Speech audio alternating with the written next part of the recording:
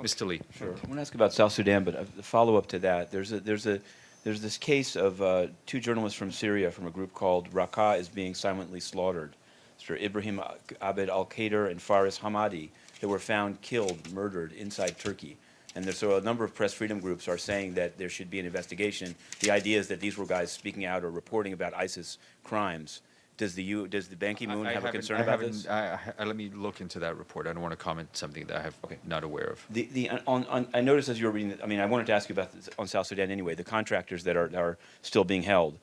One, in what you read and in what was published in UN News Center, is the allegation that the weapons were going to the opposition or were going to the government to conduct further operations against the opposition? Well, the allegations weren't made by us. Right.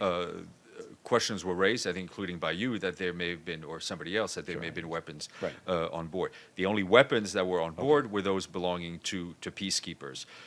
You would have to ask the opposition to see what their motivation was to grab this barge, take the fuel, but I can't. I guess I'm just wondering, does UNMISS believe that the opposition was grabbing weapons they thought were meant for them, or thought they were going to the government and therefore stop them? There are no weapons on board. I think you have, besides the ones that the peacekeepers had, which have not been returned.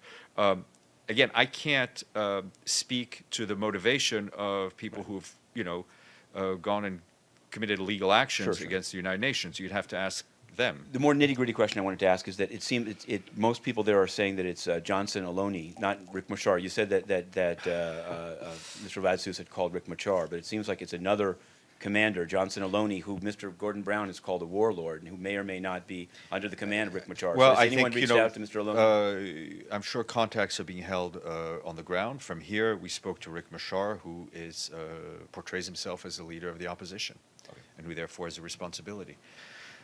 Matthew. Okay, sure. And this may be I wanted to ask you this question. There's a long story in a publication called KT Today, Kigali Today, where they interview an FDLR person who they say has escaped into Rwanda and who gives a lengthy, detailed account of his time with the FDLR. And he says repeatedly that the FARDC, the Congolese army, works with the FDLR, that many FARDC commanders are in fact FDLR members, and that the only weapons, the only ammunition the FDLR has comes from the Congolese government. Given the mandate by the Security Council to neutralize the FDLR, and given, I guess I'm wondering, what is the response of MONUSCO or the UN system to a seeming defrocking of the connection between the two? And well, I think everyone, I did not read Kigali Today. Everyone is entitled to an opinion.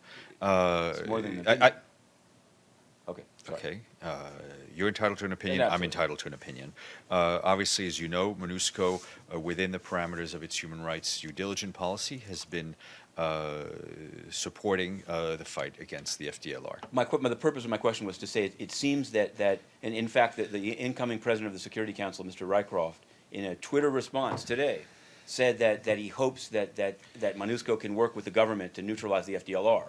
But if, as this article alleges, the government is intertwined with the FDLR, I understand what your end goal is here. The UN does work with the government to the best of its ability within the parameters of its human rights due diligence policy.